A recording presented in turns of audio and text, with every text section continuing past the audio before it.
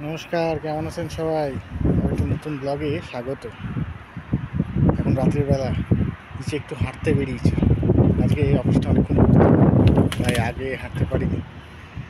এখন রাত্রিবেলা নেমেছি। আমাদের বাড়ির সামনে একটা ছোট্ট ক্যাম্পাস আছে, এখানে একটু হাঁটবো, শরীরচর্চা আর কি। রোজই সন্ধ্যেবেলায় চেষ্টা করি, যে কদিন পসিবল হয় সন্ধ্যেবেলা একটু হাঁটাহাঁটি করি, না হলে শরীরটা ঠিক থাকে না। তো আজকে ওয়েদারটা ভালোই, কিন্তু এটা বেশ সনসনে হাওয়া দিচ্ছে। এপ্রিল মাস শেষ হয়ে গিয়ে এখন মে পড়ে গেল, তাতেও এখানে ঠান্ডা আর কমছে না। আজকে সারাদিন ওয়েদার ভালোই ছিল, বেশ রোদ্দুরও ছিল, কিন্তু তাতেও এখন সন্ধ্যেবেলা দেখেছি ঠান্ডা হাওয়া। আমাদের বাড়ির ক্যাম্পাসটা একটু দেখাই, আর এখানে একটু হাঁটাহাঁটি করছি। এই আমার বাড়ির ক্যাম্পাস, সুন্দর একটা ছোট্ট মাঠ, তার পাশে একটা ওয়াকিং ট্র্যাক। এখানে একটা বাচ্চাদের প্লে এরিয়া মতো, ছোটো বাচ্চারা এখানে এসে বেশ খেলা করে, বিকেলের দিকে দেখি। আর এই মাঠটা তো অনেক খেলা করে বল টল নিয়ে। গাছের পাতা দেখছেন কেমন চলছে, প্রচণ্ড হাওয়া, আর আলো আছে খুব সুন্দর লাইট করা, সেই জন্য রাত্রিবেলা তো হাঁটতে অসুবিধা হয় না।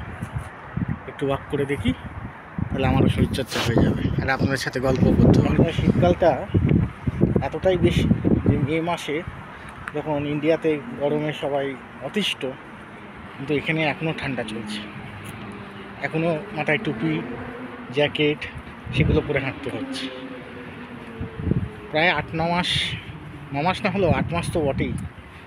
নভেম্বর থেকে এই মে মাস অবধি বেশ ঠান্ডা লাগে।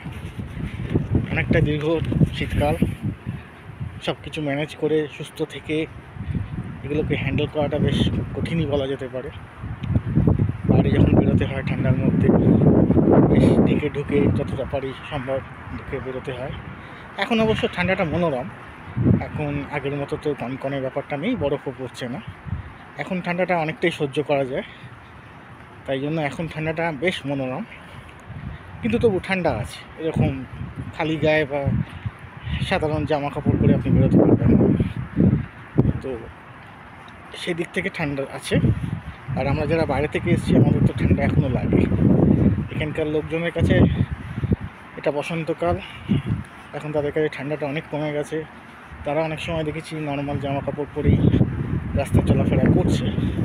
কিন্তু আমরা যারা বাইরে থেকে এসেছি, ইন্ডিয়া থেকে বা সাউথ এশিয়ান কান্ট্রি থেকে, যেহেতু ওইগুলো গরমের দেশ বলা যায়, এইখানকার কম্প্যারিজন আমাদের তো বেশ ভালোই ঠান্ডা লাগে, অ্যাটলিস্ট আমার তো লাগেই।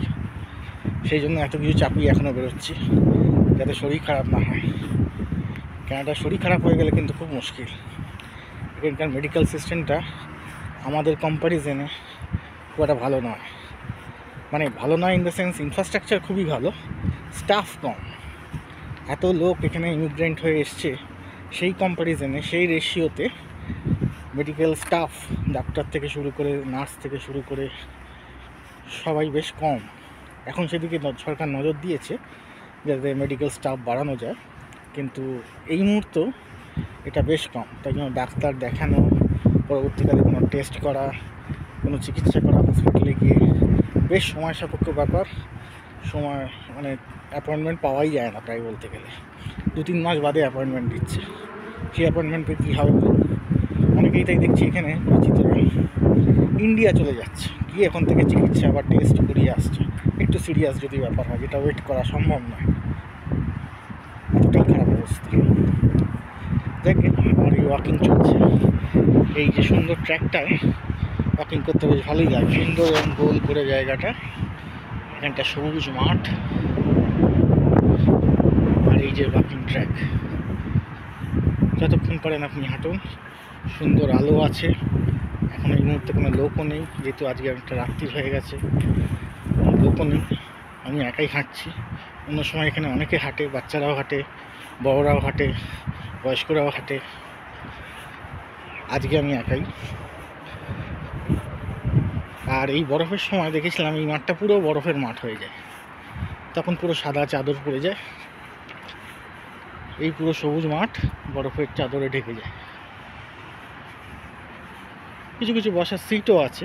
আপনি যদি হাঁটতে হাঁটতে একটু রেস্ট নিতে চান, সুন্দর বসার সিট আছে ওই দিকটায়। ওই যে ঘেরা মতো একটা পাঁচিল মতো করে জায়গাটা, ওইখানটা অনেকগুলো বসার সিট আছে। আপনি বসে গল্প গুজবও করতে পারেন। আর যদি হাঁটতে হাঁটতে একটু রেস্ট নিতে ইচ্ছা করে, তাহলে এই বেঞ্চগুলোতে বসে আপনি রেস্টও নিতে পারেন। অনেকগুলো বেঞ্চ এখানে পাতা আছে, ব্যবস্থা সুন্দরী। আর আমরা এখানে যত সম্ভব ইউজ করছি ব্যবস্থাগুলোকে। আমাদের দেশে এরকম একটা ব্যবস্থা চট করে পাওয়া, ক্যাম্পাস কমপ্লেক্স বাড়িগুলো ছাড়া তো আর হয় না। এখানে পেয়েছি, ইউজ করছি, নিজেরই সুবিধা, নিজেরই স্বার্থ। এইখানটা একটা মিনি নার্সারি, এখানে গাছ পোতার একটা বেশ প্রোগ্রাম হয়। এই বাড়ির রেসিডেন্টরা এখানে এসে গাছ পোতে নানা রকম, সামারে মোস্টলি, শীতকালে তো অর্ধেক গাছ বাঁচে না। ওই দিকটায় কিছু গাছ পুঁতেছে নতুন করে। আর এই সমস্ত বড় বড় জায়গাগুলোতেও অনেক গাছ পোতার প্রোগ্রাম হয়। মাঝে মাঝে মেল আসে, এখানে এসে গাছ পুঁততে পারেন, সবজি বা কোনো ফুল, সেই গাছ পুঁততে পারেন। এখানেও কিছু গাছ পুঁতেতে দেখছি, নতুন করে মাটিটাকে কুপিয়ে এখানে গাছ পুঁতেছে। এখানে এই গাছগুলো শীতকালে শুকিয়ে গেছে সব, আবার এই গরমকালে নতুন করে এই জায়গাটা এই পারপাসে ইউজ হয়। এখানেও অনেকগুলো গাছ পোতার জায়গা, 3টে করে রেখেছে। আর এইখানে একটা ডায়াস মতো করা আছে, যদি কেউ ছোটোখাটো পার্টি করতে চায় সেটাও করতে পারে। সুন্দর ব্যবস্থা, জলের কলের ব্যবস্থাও আছে।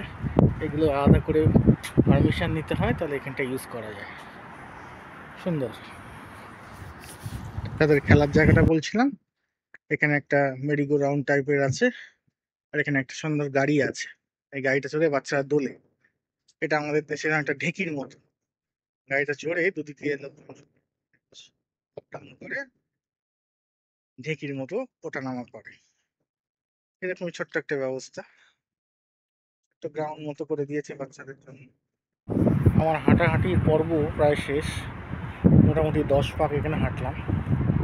প্রত্যেকদিন চেষ্টা করি যতটা সম্ভব হয়, স্বাস্থ্যই সম্পদ বলুন, কী করব, এটাকে তো ধরে রাখতেই হবে, আর আমারই দায়িত্ব। তাই আপনারাও চেষ্টা করবেন আপনাদের স্বাস্থ্যটা ঠিক রাখতে। আর কিছু করুন না করুন, বা করতে পারেন না পারেন, অন্তত হাঁটবেন দিনে। এখন অনেকটাই হাঁটাহাঁটি কম হয়ে যাচ্ছে, তাই চেষ্টা করবেন যেখানে যতটা সুযোগ পাবেন হাঁটবেন। হাঁটলেও কিন্তু বডি অনেকটাই ফ্রি থাকে, ফ্লেক্সিবল থাকে, অনেক অর্গানগুলো ঠিকঠাক কাজ করতে থাকে, সেই জন্য তাই হাঁটবেন। আমিও সেইটুকুনি চেষ্টা করি, বাকি ফ্রি হ্যান্ড এক্সারসাইজ যতটা সম্ভব করি, কিন্তু হাঁটাহাঁটিটা চেষ্টা করি করার জন্য।